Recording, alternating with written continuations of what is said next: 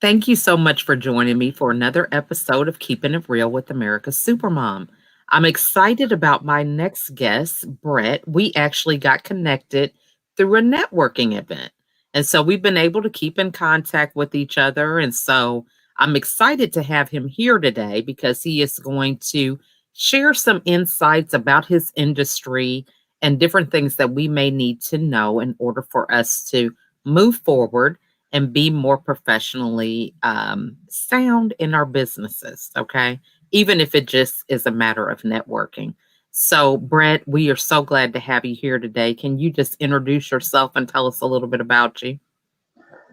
I certainly can, and thank you for inviting me today. I appreciate it. My name is Brett Malik. I live here in Redlands, California, which is Southern California, and I've actually grew up in the city of Burlington, Iowa. That's where I was born, and then I have lived in Illinois and Kentucky, and have lived out here in California for over 3 decades now. But some of you might notice this little thing here says Cubs.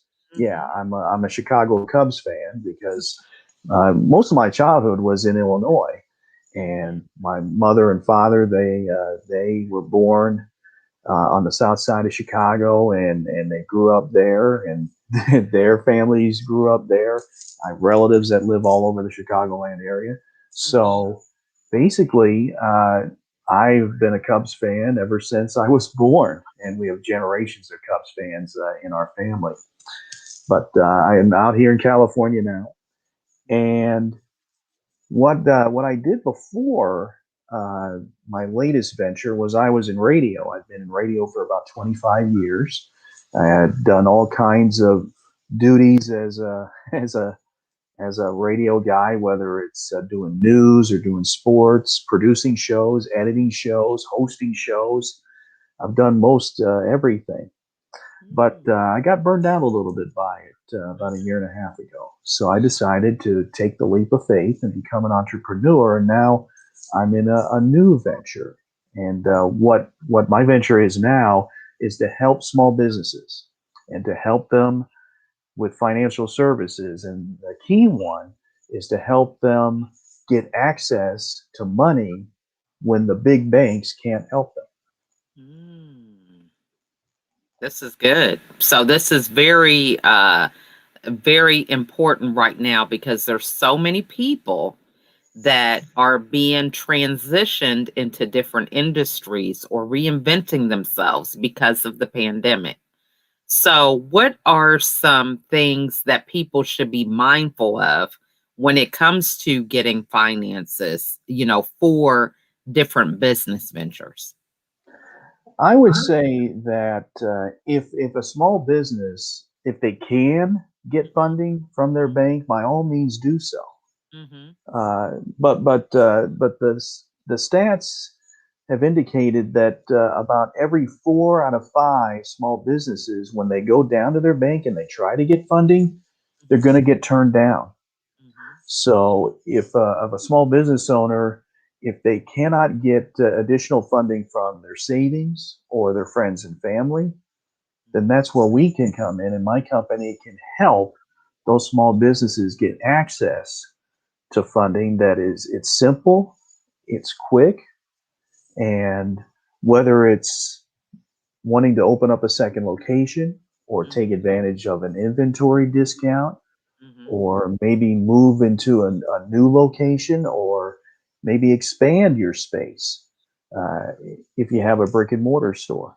Mm-hmm. Those are the kind of opportunities that business owners would love to be able to take advantage of, but if they don't have the working capital and money to do it, Mm-hmm. then that's an opportunity that could go away, and then it could really be a long term issue for them. Very great point. I love that. So, we're going to bounce back to being in radio, because the craze right now is Clubhouse. I don't know if you're on that or not. You familiar with Clubhouse? I'm familiar with it, but I've never been on it before. But Okay. I do know people that have been on it, and they say that it's pretty wild. So Yes. That's not a venture I've dove into yet, but I think I will here in the near future. Yeah, because it's a great way to network. But the reason why I bring the question up is because with you being in radio, so it is a platform where it's audio only, there's no video at all. And my question is, what are some tips that people might need to be mindful of when it comes to being engaging on the audio platform? So, with you having the history of dealing with radio, it is not the same medium as video or anything else. So, what are some key things that we might need to be mindful of when we're on that type of platform? I would say that you don't want to ramble too long. I think you would want to, if there's a point that you want to make, Hmm. you'd like to be able to do it in very simple sentences, and you want to be punchy with your sentences. Now you might have a lot to say, but you don't want to go on for a couple minutes and not even take a breath. Right. It's okay. It's okay to complete a sentence and then pause a little bit. Hmm. Now, you don't want to be pausing for 10, 15 seconds or something like that. Then the person on the other end is going to think, wait a minute, what happened? Did we get disconnected? Well, what's going on? Right.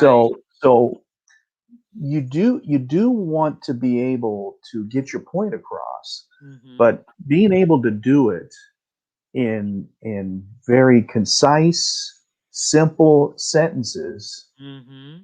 will help the person on the other end be able to process it Hmm. a little better. I love One thing that I've noticed on some of the Zooms that I've been on, that. Hmm. when people have been stating about what they do, Hmm. is that they talk and talk and they don't take a breath, and they're it's almost like in their head they're almost thinking, well, if I take a pause or something, then that means something's wrong. And that's not the case. That's Mm-hmm. not the case. Plus, you probably want to give your brain a little bit of a chance to reload Right. and be able to come up with more concise information so that you get your info across in the best way possible.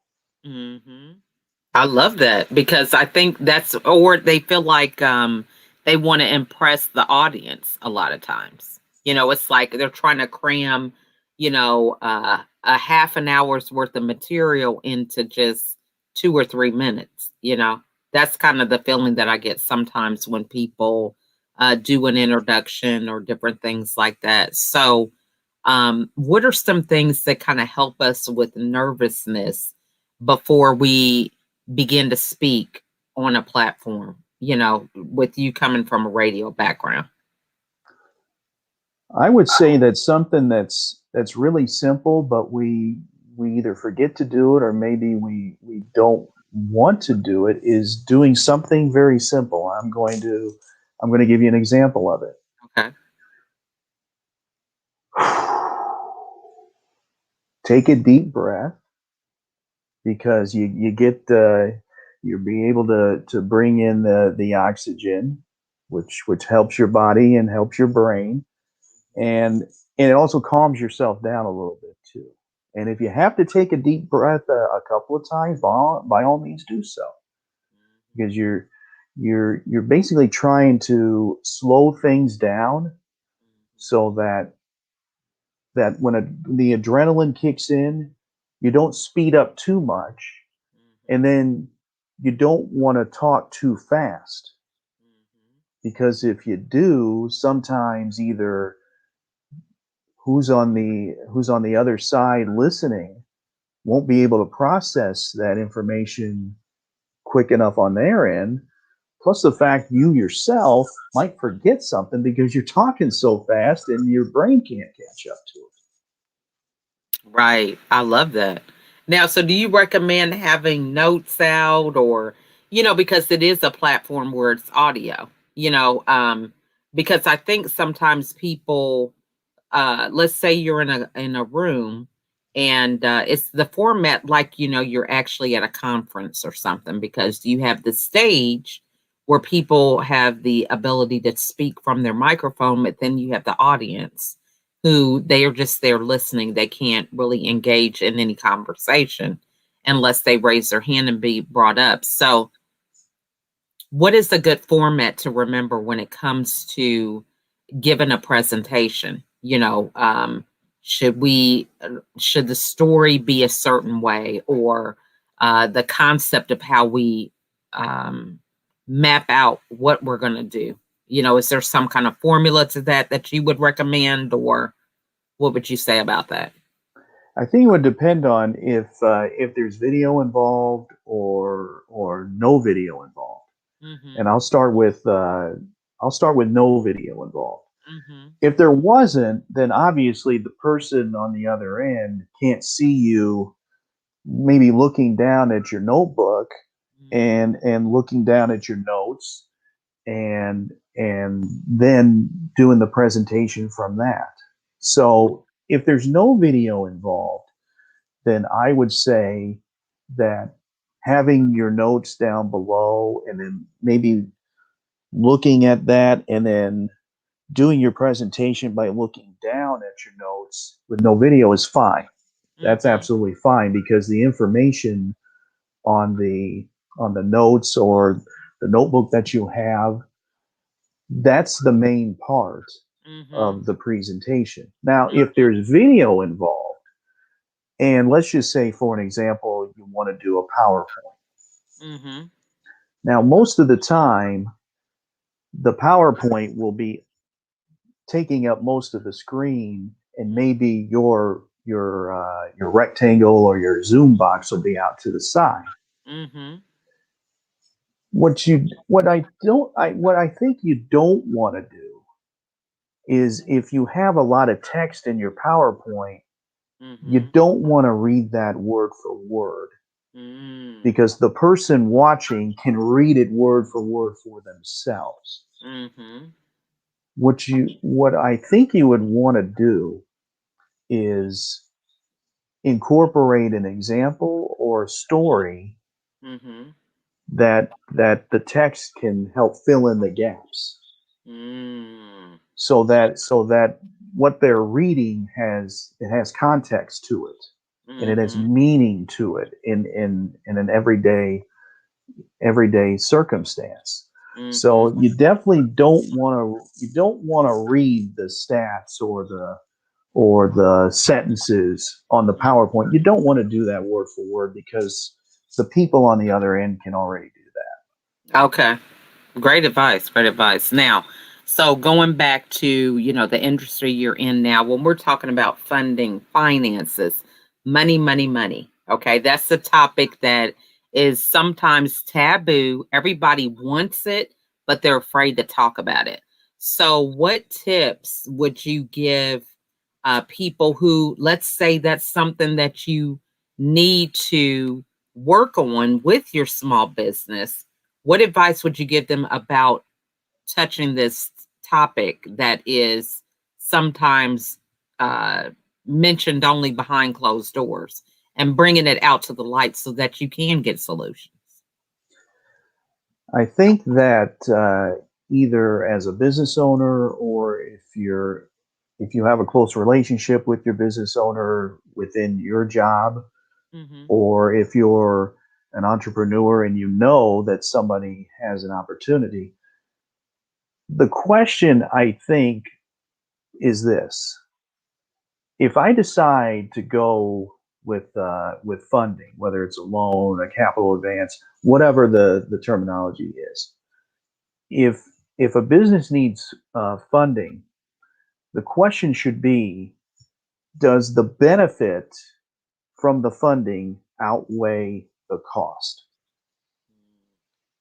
And if the benefit does outweigh the cost, then you should go forward, and you should think very seriously about getting that funding because you know that that funding can help you and your sales be able to grow at a much better pace than you're doing now. But if you look at the cost of the funding and it outweighs the benefit, then I would say that maybe it's not the right time to go with the funding. It's just the cost benefit factor is really what it comes down to. And if if you get that funding and you know that in sales you could double it, triple it, quadruple it, then that benefit would outweigh the cost. But if it doesn't say that otherwise, then yeah, you definitely want to think about it a little bit more. Love that. So how do I'm just thinking, the confidence when it comes to, in my case, I dealt with depression on a personal level, and it was hard for me to ask for help. It was hard for me to admit what I didn't know because I came from a background of being a high achiever, having all the answers. So when you don't know something, it was a sign of weakness. That's what I was thinking. Now it's like, I admit every day I don't know anything, right? So for people who are kind of like, you want to be confident in your business, but that element of seeking out, people alongside that can help you, what tips would you give someone in that area? Because, you did radio. Now you're switching over to dealing with finances. And that was something that was totally different than the industry that you started with. So a lot of people are in that space because of this pandemic. Things shut down, their jobs were eliminated. So, what advice would you give them about being able to be open to pursuing new things, but kind of asking for help with that? I think in the way that things are now, hopefully the way things are now will not be what they are in 6 months or in 12 months. Hopefully, we all see the light at the end of the tunnel with the pandemic. I, That being said, that being said, uh, the business owner sees what his numbers or her numbers are, Mhm. so they know whether or not they're in a good position. Now there are ways in which they can be able to maybe save money right now. They might not be in a position to grow and expand. They're just in a position right now where we need to save as much money as possible so that when the pandemic is over, we're in a much better position then to be able to get back to where we were before. So, as far as the individual business goes, they might want to look at a couple of things, and our company can help with these. By the way, Mhm. let's just say that you do take credit cards.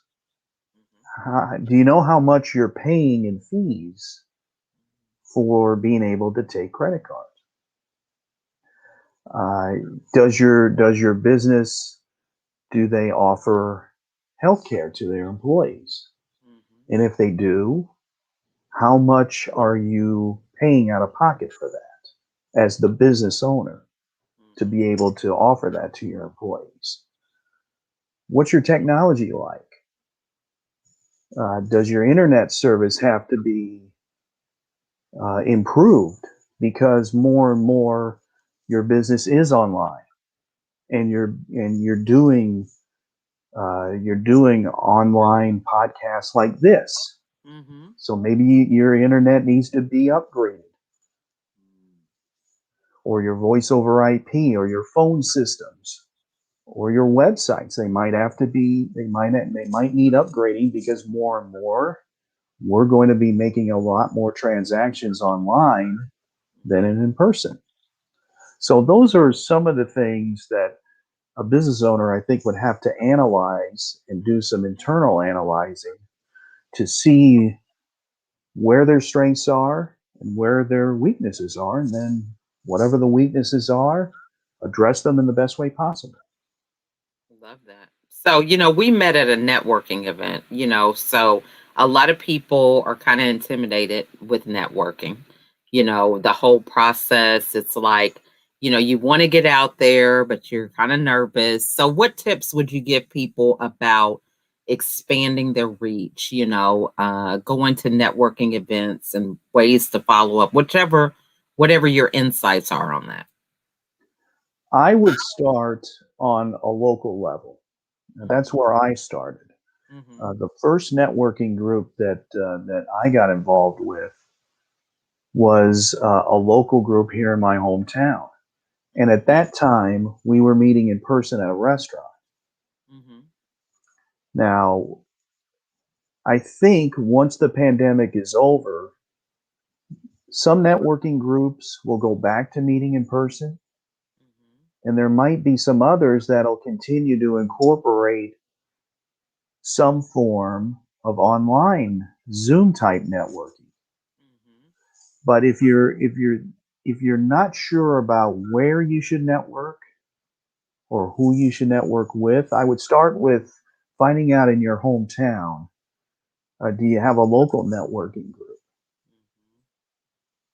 Do you have a local, maybe a chamber of commerce is doing some networking online right now? Mm-hmm. But I would definitely, I would start local. I would start a little bit on the small side Mm-hmm. and start with maybe you're a networking group with people you already know.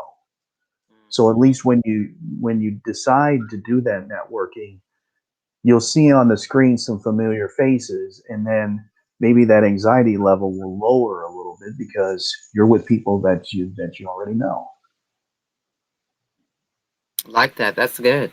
So, very good points to bring up because I think sometimes people get so caught up in doing what everybody else is doing on the internet that they forget what's going on in their own backyard. So, I love that you bring it down and so to speak. So, what are some good ways to follow up with people? So, you're building this network, let's say you go to an event, you talk to them about your business, what's a creative way to follow up and keep it in order with that? Well, first of all, uh, put your information in the chat so that everyone else in the group will be able to see your contact information. Mm-hmm. And then, secondly, make sure you save the chat. Mm-hmm. Make sure that in whatever fashion that you're able to save the chat, then do so at the end before you leave so that you have all the contact information from the beginning of the meeting to the end of the meeting.